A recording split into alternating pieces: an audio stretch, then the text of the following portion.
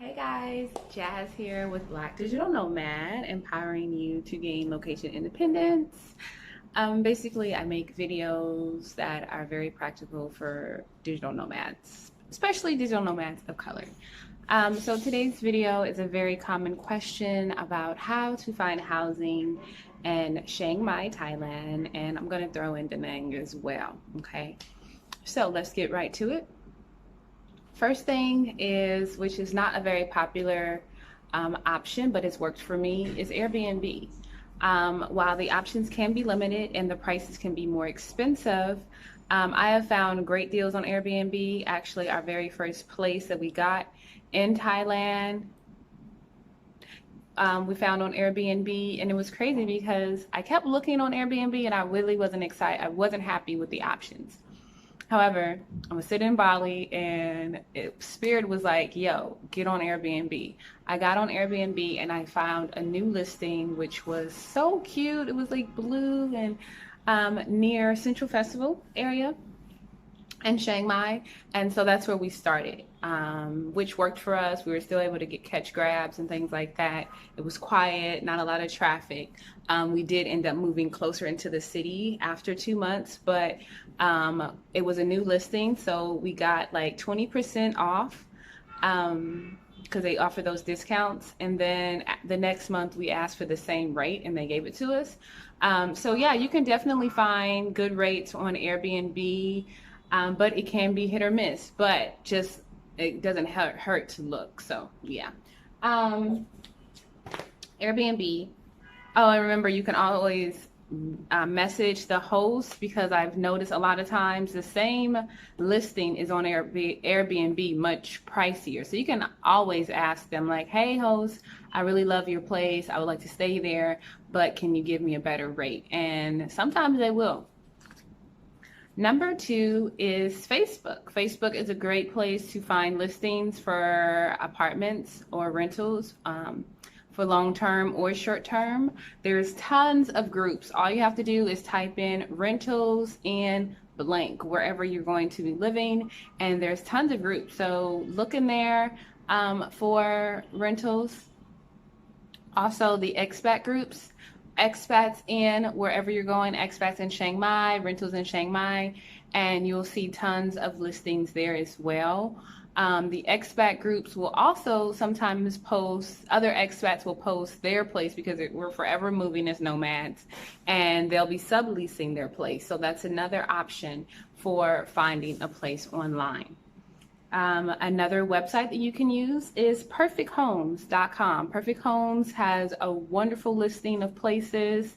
I'll post an option here where you can see it, but there's tons of listings on Perfect Homes as well, and you can connect with an agent, and that agent will take you around to different properties, which is great.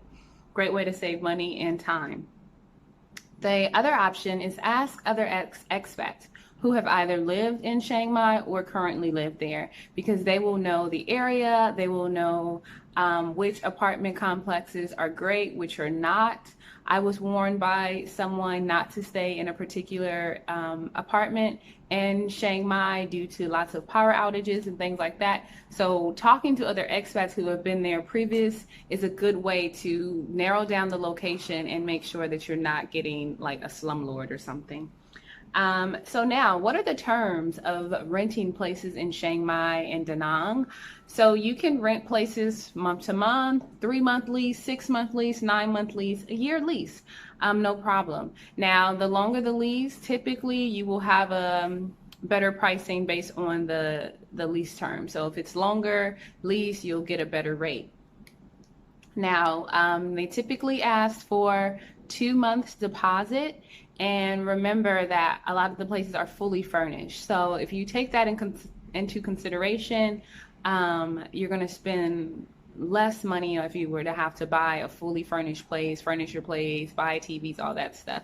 And of all of the places that I lived, some places did want a deposit, and that's a good thing about Airbnb. Typically, if you go on Airbnb, you don't have to pay a deposit. But the places that I did, require a deposit, I've never had an issue with getting my deposit back. So give the people their deposit, take care of their shit, and you should be good. Now, what's needed upon moving? Like, it's not like the States, guys. It's super duper breezy. I say that a lot. It's super breezy. They don't need you to fill out a huge application. They don't care about what your mama was doing in '84, your last rental history, your credit score, none of that. You got the money, have your deposit ready in baht or in dong, and it's all good. Now, how do you pay your rent? So some people, some landlords will allow you to pay via PayPal. I actually asked my landlord for the first place that I moved into Da Nang if they accepted PayPal, and she was like, no. And I was like, okay, well, I'm gonna find a place that does, because I was here during Tet, and it was very difficult to get money out the ATM. Like, basically the ATM machines had run out of money. So I just didn't have access to a lot of cash. And so my options were limited. I was looking for like a place that would take cars, because there's lots of homestays or apartments, like hotel and apartments. So they will typically have a front desk and take a card. So that's an option. She did set up a PayPal for me, and I was able to pay her via PayPal. Now, a lot of places will want you to do a bank transfer or pay cash. So those are the terms, but it's really easy to get a rental property in Chiang Mai and in Da Nang. Now, some other things that you should be mindful of is in Thailand, they will ask you for a copy of your passport, and they fill out a M30 or something like that. Oh, damn, I thought I knew. I should have wrote it down. But anyways, it's basically a form to keep track of your ass, because you are an immigrant in these people's kingdom and countries. So, yeah, they will ask you for a copy of your passport. Do not ever allow them to hold on and keep your passport. That's crazy. You never know when something can pop off, and you trying to call somebody to bring you back your passport is ludicrous. So always, always keep your passport. Allow them to make a copy. Don't freak out if they do, especially in the States where they be wanting you to give you your mama's name, a deposit, your social security number, bust it wide open. You know, they want to know what you ate last week. So here, like, getting a copy of your passport, and they having you all up in their place that's furnished with TVs and refrigerators and tables, wood tables, couches and shit you could steal. Getting people that passport is very breezy.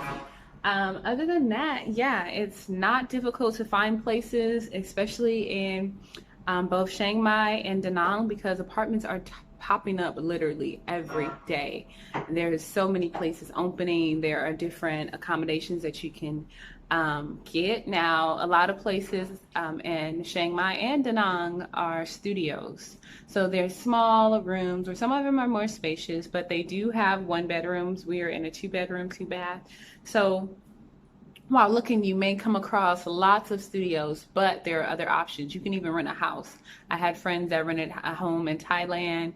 We thought about it here, but they got rats on the level, you know, like outside. And so I just did not want to come in my kitchen and see a rat. I would die. So I like to stay in high-rise apartments here, like 7th floor and up. But yeah, that is that. If you guys have any other questions on finding housing abroad, I think this kind of covers everything. But if you have more questions, feel free to ask, and I will do a part 2 of this video. Thank you guys for watching. Again, if you're interested in starting your digital nomad journey, check out my website. There's tons of free resources, blackdigitalnomad.com. I also offer a monthly masterclass and one-on-one sessions. So yeah, let's chat. Thank you guys. I'll talk to you soon. Peace.